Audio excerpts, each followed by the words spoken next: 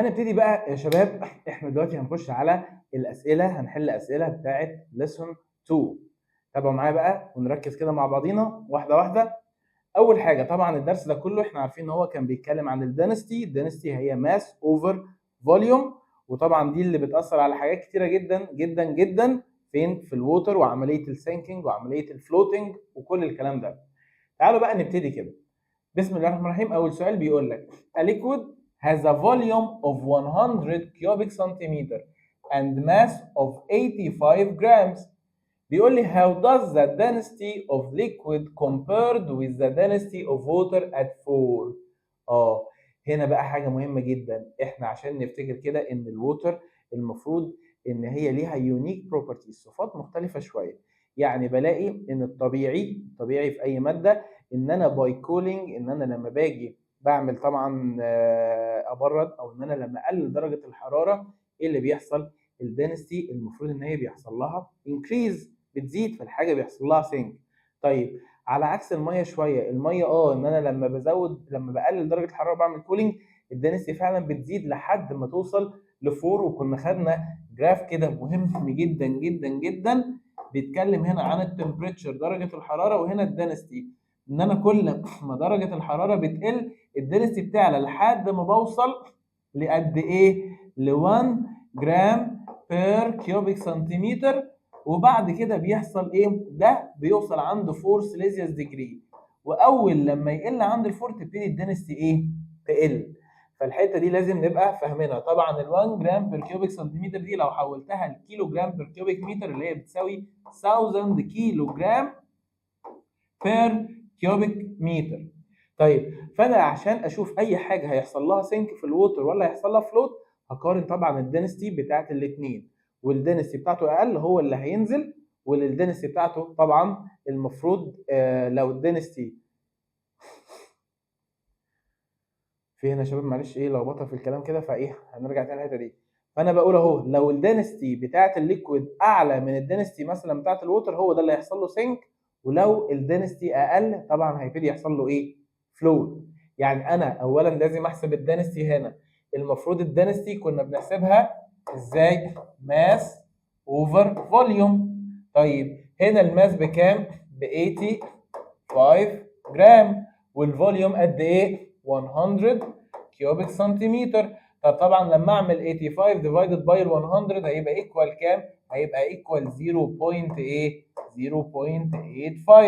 طيب ده كده المفروض ان هو اعلى ولا اقل من ال1؟ اكيد الدنسيتي دي اقل منين؟ من ال1.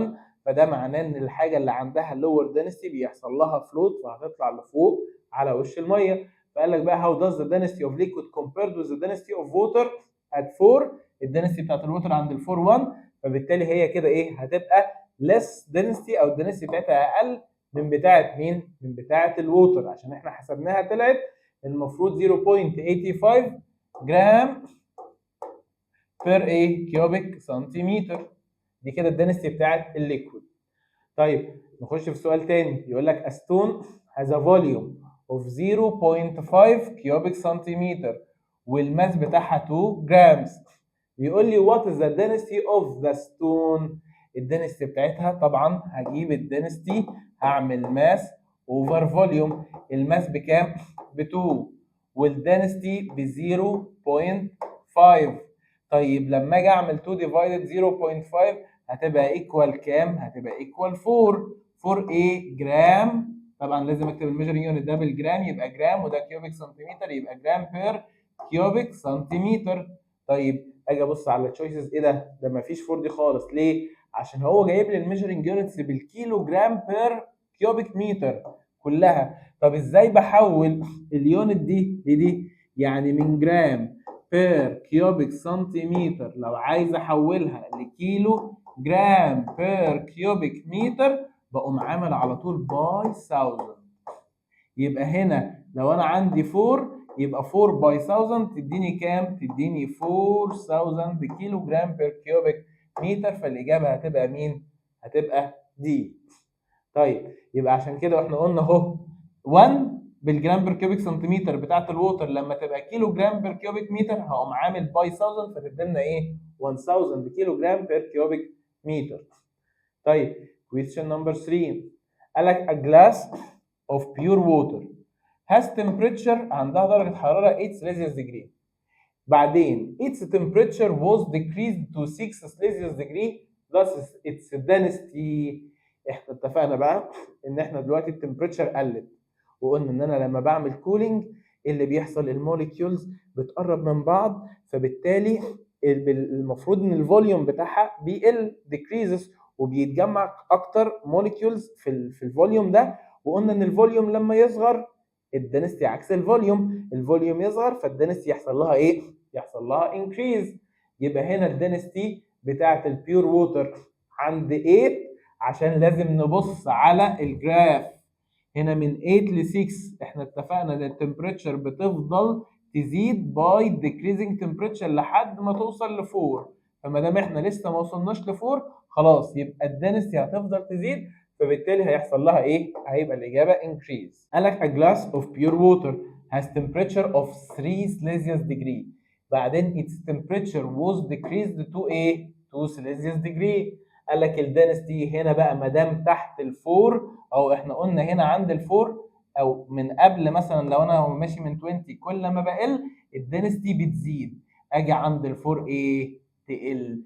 يبقى هنا لو كانت 3 وبقت 2 يبقى انا ماشي كده اهو في الحته دي، فالدنستي هيحصل لها ايه؟ هيحصل لها decrease.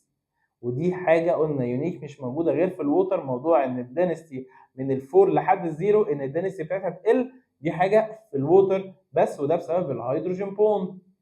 طيب question number 5 as the pressure increases كل ما البريشر الضغط بيزيد. طبعا بريشر يعني الموليكيولز هتقرب من بعض فبالتالي هياخدوا فوليوم اقل، فايه اللي هيحصل؟ وهيتراكم موليكيولز اكتر فالماس هيزيد، وده هيخلي الدنستي يحصل لها ايه؟ انكريز. قلنا ان البريشر يبقى دايركتلي بروبورشنال مع مين؟ مع الدنستي. والسالينيتي طبعا كميه الملح اللي موجوده كل ما بتزيد برضو المفروض ان الدنستي بتزيد. لكن الحاجه اللي هي بتبقى انفرسلي الى حد ما مين؟ التمبريتشر، ان كل ما التمبريتشر تزيد لا الدنستي ايه؟ ديكريس، تقل. دي الحاجه الوحيده اللي هي انفرس ريليشن. فكل ما البريشر يزيد طبعا ايه اللي هيحصل؟ البريشر هيخلي الفوليوم يقل لان الموليكيولز هتقرب من بعض، فبالتالي الفوليوم هيحصل له ديكريز، وبالتالي الدنستي عكس الفوليوم تبقى انكريز، فبالتالي اول سبيس هيبقى ديكريز وثاني سبيس الدنسيتي هيحصل لها ايه؟ increase respectively بالترتيب. بعد كده نمبر 6 as the salinity increases كل ما الملوحه تزيد، يعني في موليكيولز ثانيه دخلت بتاعه السولت ما بين الووتر، فالتقل الماس اكيد بتاعهم مع بعض اكيد هيزيد، فالماس دايركتلي بروبورشنال مع الدنسيتي فبالتالي الدنسيتي هتزيد. يبقى هنا كل ما السالينيتي انكريز الماس انكريز، يبقى المفروض ان هي هتبقى انكريز يا دي يا دي. طب والدنستي اكيد لما الماس يزيد الدنستي معاه دايركتلي فبالتالي انكريز وايه؟ وانكريز. نيجي نخش على 7 as the temperature increases. قلنا بقى التمبريتشر ده الفاكتور الثالث بيبقى inversely مع مين؟ مع الدنستي. كل ما التمبريتشر تزيد الموليكيولز هتبعد عن بعض فتاخد فوليوم اكبر فالدنستي ايه؟ تقل.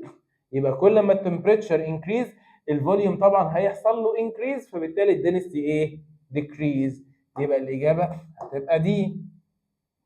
طبعا the salinity of ocean water بتبقى بكام؟ طبعا كميه الملوحه اللي في الاوشن قلنا ان هي حوالي 35 جرام بير لتر، اللي هي تعتبر ايكوال ايه؟ اللي هو ال2 تي سبونز طبعا معلقتين ملح كده في كوبايه ميه كانها 35 جرام بير لتر، دي كميه الملح اللي في الووتر بتاعت الاوشنز. طبعا عندنا الهيدروميتر ده جهاز بيقيس ايه؟ بيقيس الدنسيتي، بيقيس الكثافه. وطبعا احنا كنا بناخد ان اللور ديجري الدرجات القليله منه دي معنى ان هي بتقيس هاي دنسيتي، والابر ديجريز الدرجات اللي فوق دي لو الووتر مارك مثلا او الليكويد اللي احنا حاطين عليه ولقينا ان هو واصل لليفل اعلى فيه يبقى ده كده ايه؟ ان الدنسيتي بتاعت الحاجه دي قليله. لكن اللي تحت الدرجات اللي تحت كده معناه ان الدنسيتي بتاعت الليكويد ده عاليه. طيب نمبر 10 which of the following sentence is true؟ مين في دول صح؟ oxygen is more water soluble soluble طبعا than carbon dioxide، ولا الكربون dioxide more water soluble than oxygen، ولا الاكسجين more soluble than salt water than fresh water، ولا الفريش water is more denser than salt water. مين في دول صح؟ نمسك واحده واحده. oxygen more water soluble than carbon dioxide، لا دي قلنا دي غلط، احنا لسه واخدين ان المفروض عندنا في ليسون 3 ايه اللي بيحصل؟ ان الكربون دايوكسيد السولبيلتي بتاعته بتبقى اكتر من الاكسجين، وقلنا لما بنزود التمبريتشر الديجري بتاعت السولبيلتي بتاعت الكربون دايوكسيد بتقل اسرع من الاكسجين، يعني هو بيطير ايه اكتر، فبالتالي الكربون دايوكسيد هو مور ووتر سولبل ذان اكسجين. دي صح. الاكسجين مور سولبل ان سولت ووتر، لا هما الاثنين بيدوبوا في الفريش ووتر اكتر، فطبعا الاجابه هتبقى ايه؟ هتبقى بي. طبعا الاسئله دي داخله كمان في ليسون 3 بتاعت الاكسجين والكربون دايوكسيد. مين هو المين سورس بتاعت الكربون دايوكسيد؟ طبعا الاتموسفير هو المين سورس بتاع الاكسجين وبتاع الكربون دايوكسيد جاز. هنا قال لك increasing طبعا او increased level of carbon dioxide convert calcium carbonate. طبعا قلنا عشان في حاجه اسمها calcifications، المارين اورجانيزم بعض الكائنات زي المولاسكا المفروض بتكون شل، ودي بتبقى معموله من الكالسيوم كربونيت، ودي المفروض حاجه insoluble، ولكن لما بيزيد نسبه الكربون دايوكسيد بتتحول لحاجه اسمها كالسيوم باي كربونيت، ودي بقى بتدوب، فبالتالي الشل دي اصلا مش هتتكون. فدي معناها ايه؟ ان كل ما بيزيد الليفل بتاع الكربون دايوكسيد هيحول الكالسيوم كربونيت لايه؟ لكالسيوم باي كربونيت. دي او دي مش هيتحول طبعا لكالسيوم سلفيت. طب الباي كربونيت ده بيدوب ولا مش بيدوب؟ ده سوليبل، فالاجابه هتبقى ايه؟ هتبقى بي. وكده احنا حلينا يعتبر الاسئله بتاعت جزء من شويه من ليسون 2 وجزء من شويه ليسون 3. اتمنى ان احنا نبقى استوعبنا الموضوع في اول 3 دروس، وان شاء الله اشوفكم في حصه جديده في درس جديد في الانتجريت ساينس مع مستر عمر عرابي، والسلام عليكم ورحمه الله وبركاته.